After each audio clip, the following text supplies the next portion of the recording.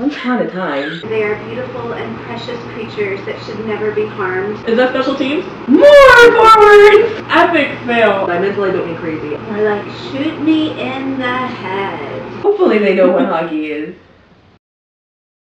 Alright, we are back. This is the Sprightly Puck. I am Robin, this is Nikki, and we are ready for the second half of Draft Day. Because you know the drama's not over yet. Based on, everything that went on, so many drafts, so many players going, there's really three particular players where the matchup of the player and the team I think is going to be really interesting to watch in the future. The first was 8th overall pick, Toronto Maple Leafs, William Nylander. And I don't know what it is about that guy. I mean, he looks like Draco Malfoy, and he's going to a team of Hufflepuffs. I believe you defined it as sassy. He's sassy. He's sassy, and I like him.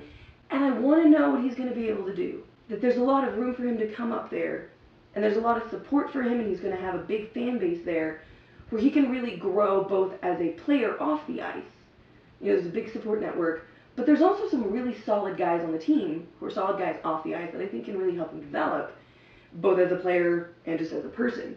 So that's one that I'm going to be really interested to watch in the next few years. I don't know that he's really going to be NHL ready this year, but maybe next year. But that's one that I really want to, I got a feeling about that kid. My second player to watch, and this is the one that I'm watching, with my head in my hands, was number 10 pick for the Ducks, Nick Ritchie. I had such high hopes for you, kid. I think you're going to be great. I think there's a lot that you can bring, and I wish to God that you were not going to the Ducks. He's going to get a lot of training, but I don't know that it's what he really needs. He's a big guy. He's a very, very physical forward. They've got a lot of really physical forwards, but they sometimes take it too far. And when you get him in there and he's being trained up and he's learning from Getzlaf, he's learning from Perry, now he's going to be learning from Kessler. You just sometimes wonder, is he going to be learning the right things? I feel like he may not become all that I think he could be, and he may become one of the best guys in the league, 10 years down the line, because he's got so much potential there. It's just not what I would wish for him. Okay, my last particular player to watch before we start talking about teams is Nick Schmaltz. So the Hawks jumped up ahead and traded their pick later on in the first round to get number 20. And a lot of the talk has been because they wanted Nick Schmaltz. Schmaltz is a lifelong Blackhawks fan. Favorite player is Patrick Kane. He's, set to go back to North Dakota where Taves played after he got drafted. So this guy is, he's classic Blackhawks.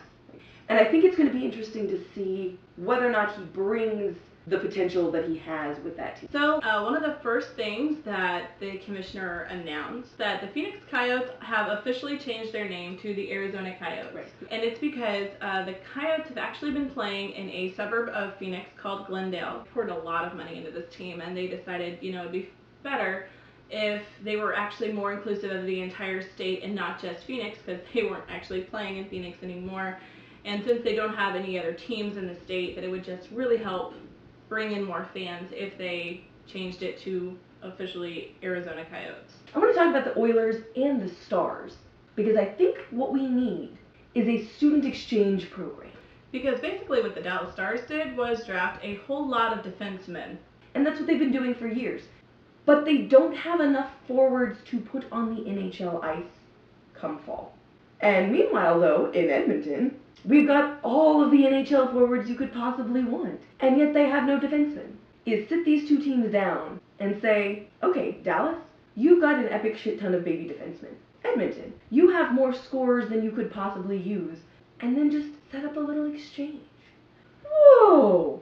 The last team that I want to talk about, I feel like the Columbus Blue Jackets got second place at the draft. CBJ just kind of snuck in there. First of all, they got Sonny Milano. Stick handling, whiz kid. And I just feel like he's got a lot of energy and he's got a lot of excitement. And the best hair in the draft. He's got the spirit that CBJ needs right now. That kid could be the face of the franchise in 5 or 6 years. And it would be a beautiful face with beautiful hair. But then I think what makes it even more interesting is their second round draft pick. So they took Ryan Collins, who's a defenseman, but if he were to actually join the team in NHL next year, he would be the tallest guy on the team, 6'5". So he is a giant defenseman, and so I feel like they both filled a hole with the face of a franchise in the future, and they got the right kind of guy who can become their top-line defensemen in 5 or 6 years.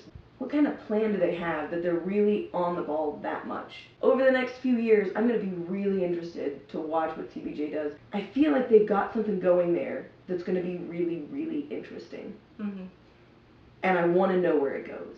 The draft is always weird because it's a bunch of kids who are 17, 18 through 20, and a bunch of old guys pinch at them and weigh them and make them do all sorts of physical things, and then sit there and analyze their bodies and analyze their skill sets with things like having soft hands.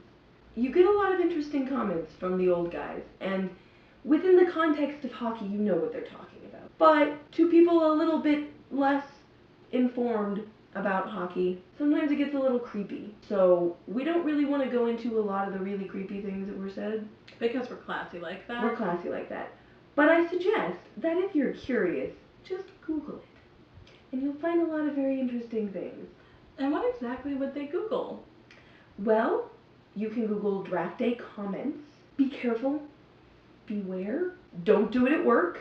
Although I will say, I found out the color analyst for the Dallas Stars, Razor, always makes really awkward comments about the hockey players. And I found out yesterday that he was a goalie. And suddenly everything clicked. Well, that's all for this episode. Thanks for joining us. There's still a lot coming up. Free agency, July 1st. That's right. Batten down the hatches, guys, and protect your team.